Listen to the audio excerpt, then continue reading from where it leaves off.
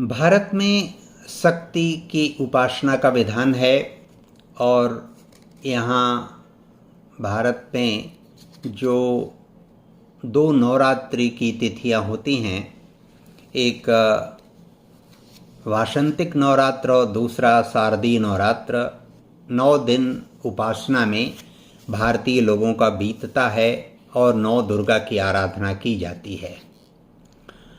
आप सब जानते हैं कि महालक्ष्मी, महासरस्वती, महाकाली त्रिगुणित होती हैं, वो 9 रूप धारण करती हैं और फिर जब अंगीभूत होती हैं तो माता दुर्गा कहलाती हैं। वो शक्ति स्वरूपिणी होती हैं, शक्ति की रूप होती हैं और इसी नाते भारतीय वाङ्मय में जो ज्ञान की अधिष्ठात्री शक्ति हैं वो माता सरस्वती हैं। शक्ति की अधिष्ठात्री शक्ति माता दुर्गा हैं, माता काली हैं और धन की अधिष्ठात्री शक्ति माता लक्ष्मी है।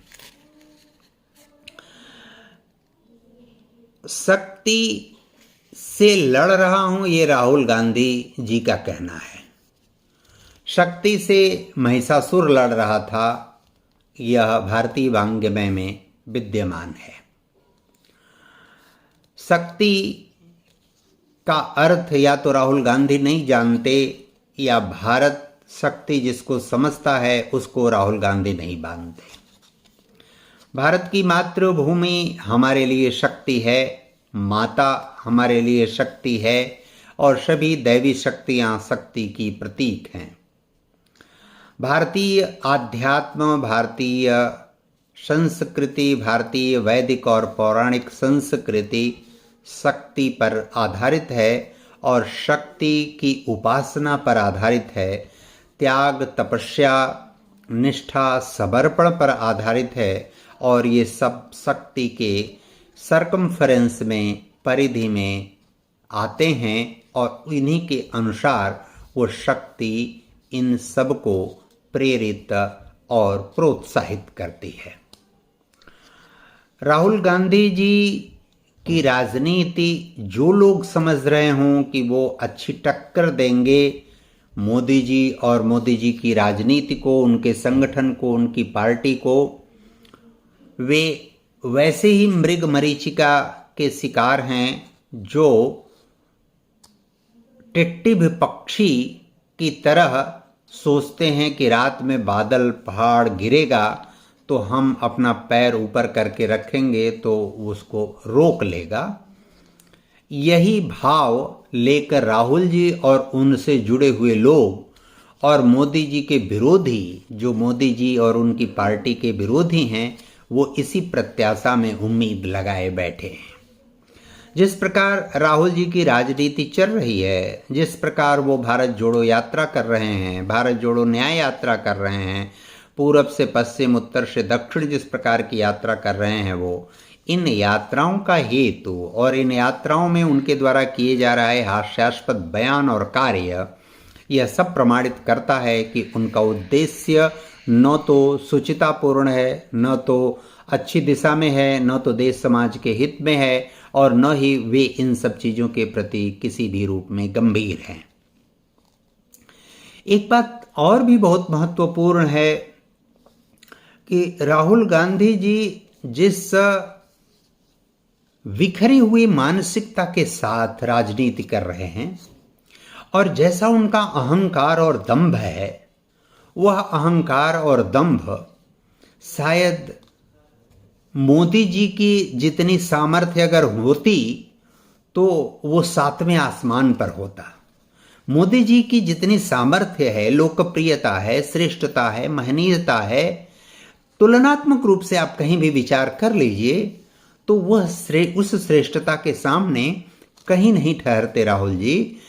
लेकिन अहंकार उनका उनसे कितना अधिक है ये सामने दिखाई पड़ता है। और दिखाई ही नहीं पड़ता, कांग्रेस के जो वरिष्ठ नेता हैं और जो कांग्रेस पार्टी को छोड़कर अलग हुए हैं और जो अलग होना चाहते हैं लेकिन किसी मजबूरी में अलग नहीं हो सकते, उनके पास कोई मार्ग और रास्ता नहीं है इसलिए वहाँ पड़े हुए हैं, वे सभी इस बात को ठीक प्रकार से जानते हैं कि वो सबकी कितनी अवहेलना अनादर करते हैं।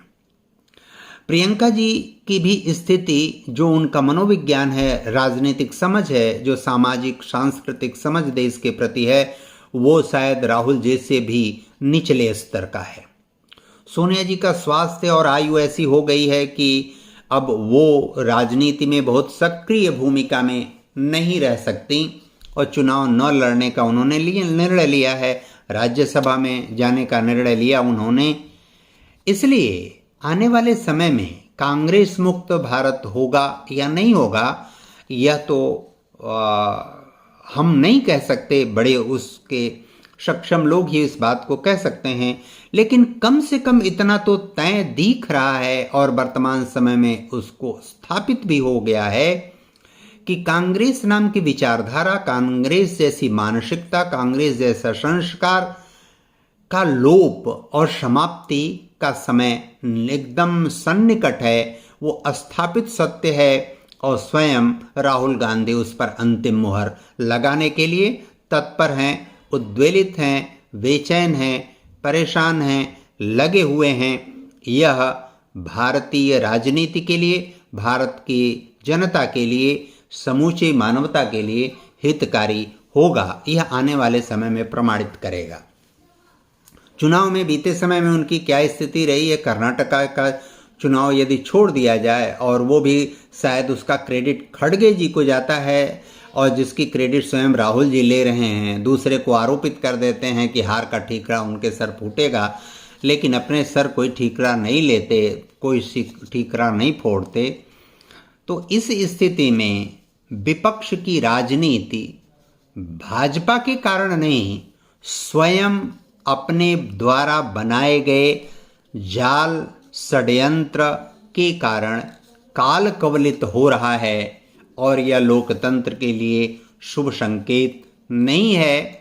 और नहीं है तो यह शुभता लाने के लिए विपक्ष कोई कार्य और प्रयास भी ठीक प्रकार से सकारात्मक दिशा में नहीं कर रहा है। शायद उसकी योग्यता, क्षमता और सामर्थ्य भी नहीं है। इस कारण वर्तमान राजनीतिक परिप्रेक्ष्य में भारतीय जनता पार्टी स्वयं अग्रणी पार्टी है। वैचारिक दृष्टि से, लोकप्रियता की दृष्टि से नरेंद्र मोदी जी के देखरेख में बहुत सुंदर और यशस्वी कार्य हो रहा है। कहना पड़ रहा है कि आने वाले समय में शायद भारतीय जनता पार्टी को ही विपक्ष की भूमिका भी निभानी पड़ेगी या कोई ऐसा मार्ग वैकल्पिक चुनना पड़ेगा कि विपक्ष भी भारतीय जनता पार्टी दिखा सके कि कैसा विपक्ष होगा, कैसा विपक्ष रहता है, कैसा विपक्ष होना चाहिए। और यह प्रायोजन यदि वैधानिक तरीके से, यदि सामाजिक तरीके से भाजपा कर सकती है तो मुझे लगता है मोदी जी को इस दिशा में भी राजनीतिक मार्गदर्शन करना चाहिए। धन्यवाद, नमस्कार।